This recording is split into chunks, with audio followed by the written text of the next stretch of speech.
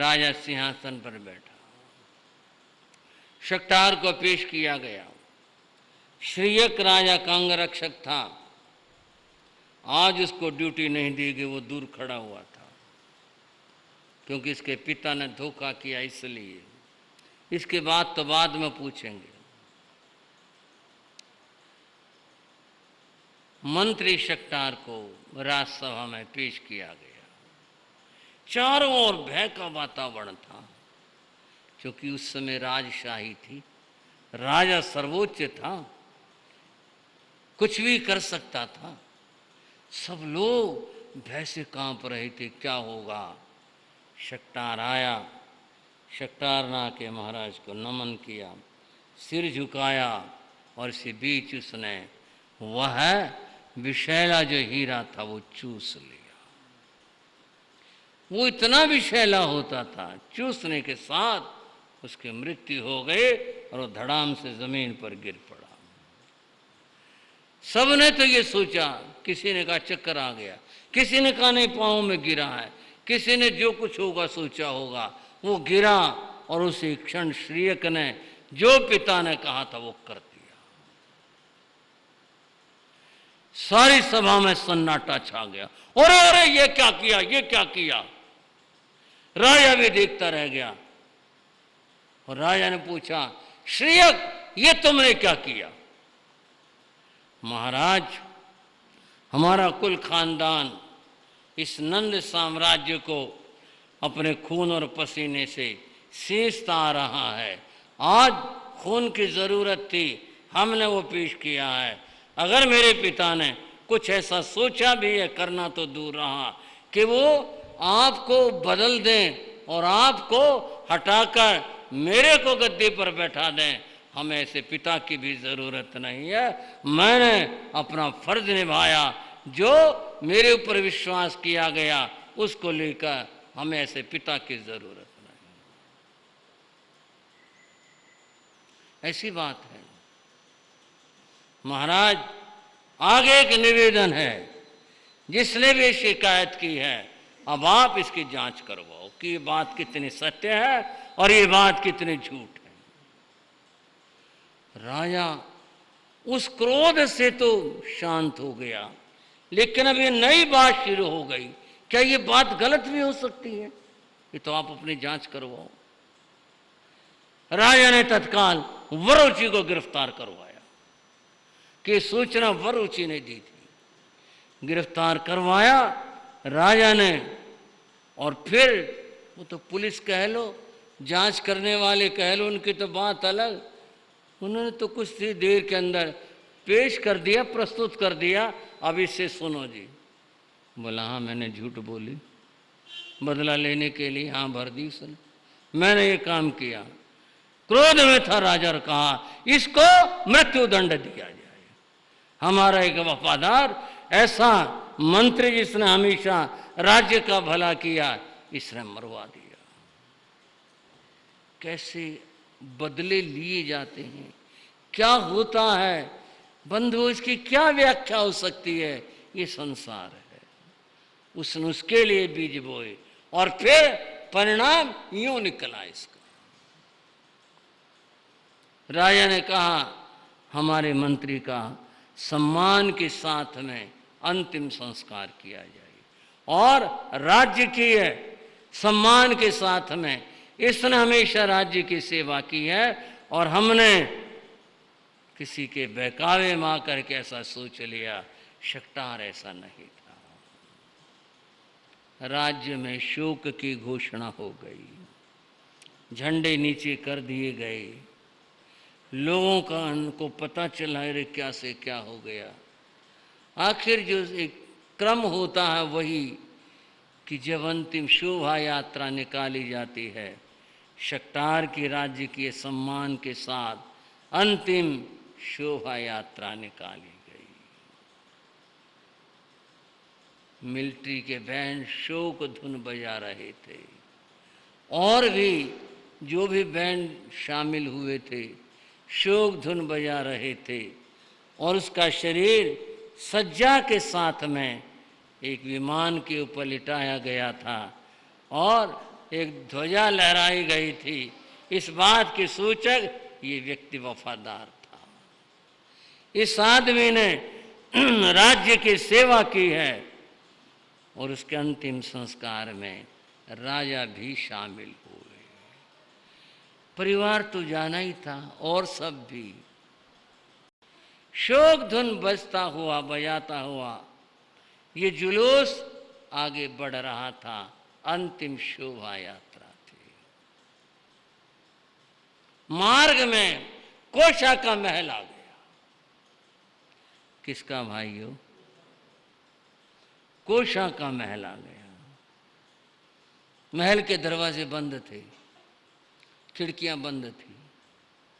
कोशा की बस एक ही आग्रह कहो, शर्त कहो, बात कहो थी, वो थे स्थूलभद्र के लिए, तुम महल से बाहर नहीं जाओगे। और वैसा वातावरण बना के रखती थी, जो भी था, चाहे वो प्रेम से आग्रह करती हो, चाहे कुछ भी करती हो, तुम बाहर नहीं जाओगे, क्योंकि उसे ये था कहीं ये चला ना जाए। वह उसके प्रति अनन्य प्रेम रखती थी। और स्थूलभद्र को भी, संसारी बात है, वह उसके प्रति प्रेम भाव रखता था, इसलिए वो दरवाजे बंद रखा करते, कोई आ न जाए। शोक धुन बजाते हुए बैंड जब वहां से गुजरे, स्थूलभद्र ने कहा, कोशा क्या हो गया? कुछ नहीं दुनिया होती रहती है, भोजन का समय हो रहा, आप अपना भोजन करो, कुछ नहीं। अरे नहीं, इतना तो कभी नहीं होता। ऐसे शोक धुन तो मैं पहली बार सुन रहा हूं, जरा देखो सही। कुछ नहीं, मैं कह रही हूं आपसे, आप अपना भोजन करो, कुछ नहीं है तो दुनिया रोज चलता रहता, यहाँ होता रहता दुनिया के अंदर। और उससे रहा न गया, वो उठा और उसने खिड़की खोल ली। खिड़की खोली, देखा उसके पिता का चेहरा दिखाई दिया, फूल मालाएं उसके ऊपर चढ़ाई हुई थी। राजा पांव की ओर बैठा, उसका भाई बैठा और अधिकारी लोग। क्या मेरे पिता का देहांत हो गया? मेरे पिता का? कब हुआ, कैसे हुआ? कोशा ने खिड़की बंद कर दी। ये बंद भी करो, आप करेंगे, पता नहीं कौन है, आपको धोखा हो गया। नहीं। और वो तो छुड़ा करके वहां से जीने से नीचे आया, दरवाजा खोला, बाहर निकल आया। ये क्या? उसने पूछा, हाँ तुम्हारे पिता का देहांत हो गया। अब कैसे, क्यों, तो वो क्या कहे। वो बड़ा बेटा था, उसका अधिकार था। वो दौड़ करके गया, पिता के पांव में पड़ा। राजा ने कहा, ये तुम्हारा स्थान है, तुम यहाँ बैठ सकते हो। बैठ गया। पूरी कथा तो उसे मालूम नहीं, बस ये पता है पिता का देहांत हो गया। ये भी पता लग गया पिता की गर्दन काटी गई। क्या हुआ? कोई युद्ध हुआ था? क्या हुआ था? कुछ नहीं। शमशानों में पहुंच करके जो भी होता है दुनिया में, राजा राणा छत्रपति हाथिन की असवार, मरना सबको एक दिन, अपनी अपनी बार। संस्कार किया। स्थूलभद्र शोक में डूबा हुआ था। आखिर ये हुआ कैसे? पिता की गर्दन किसने काटी?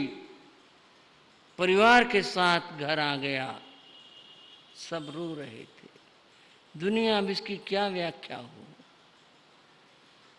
उसने श्रेयक से कहा, तू कहां गया था?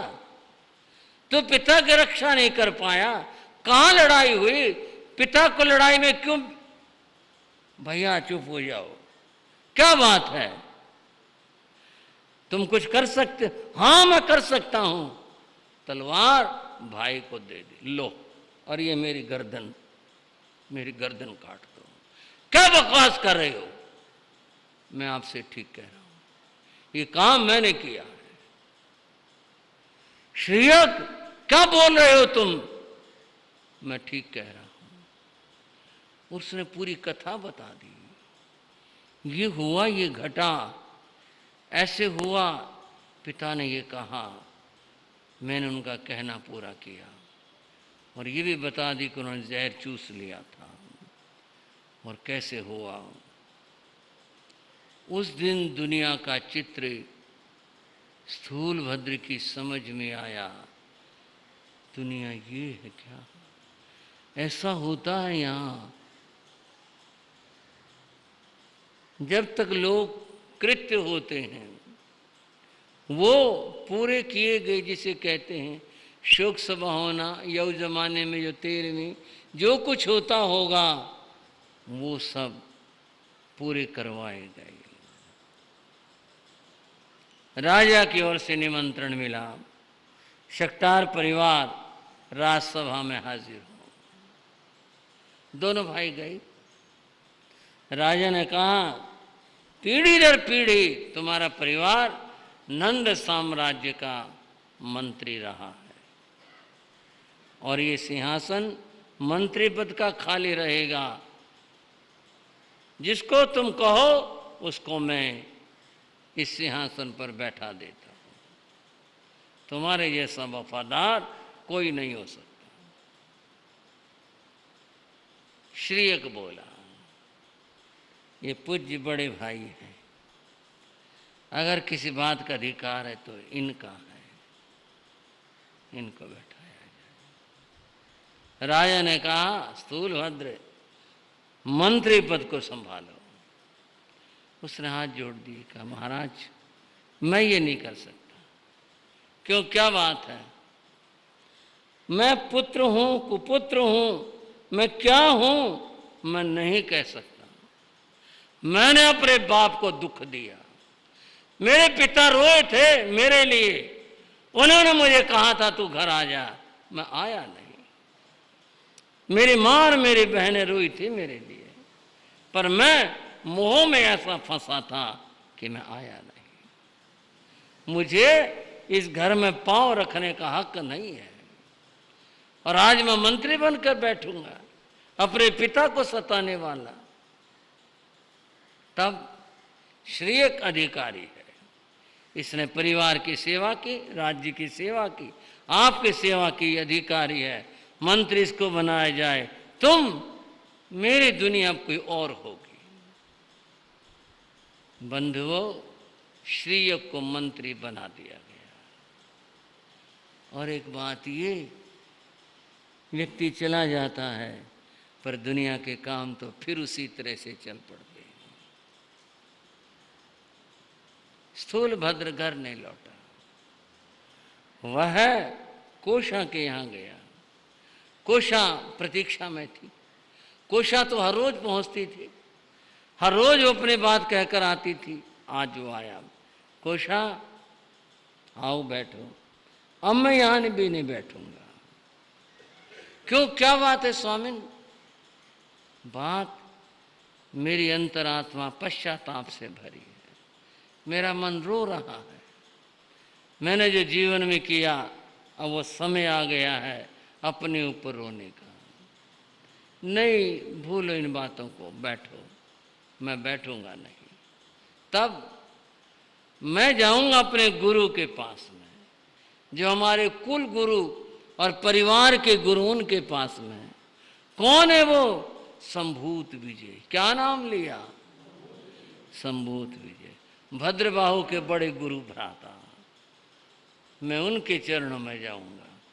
वहां गुरु की कृपा हो गई, मुझे शांति मिल सकती है।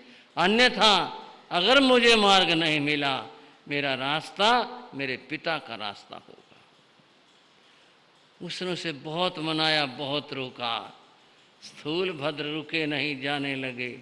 जब जाने लगे, उसने कहा, सुनो तो सही मेरी बात, अब मैं कुछ सुनने के लिए तैयार नहीं हूं। बहुत आग्रह पर चलते चलते स्थूलभद्र कह बैठे, कोषा अब तुम घर में रहो, तुम्हारा आग्रह मैंने सुन लिया है। मैं जीवन में एक बार फिर से आऊंगा। यहां उसने वो वचन कह दिया था जिसके लिए उन्हें साधु बनकर आना पड़ा था। यहां उसने ये वचन कहा, एक बार मैं तुम्हारे घर फिर से आऊंगा, अब मुझे जाने दो। और स्थूलभद्र चले गए। गुरु चरणों में संभूत विजय के पास पहुँचे, चरणों में गिरकर रोए, सारी व्यथा बताई, गुरु ने उपदेश दिया। और फिर आप सोच सकते कितने बातें गुजरी होंगी।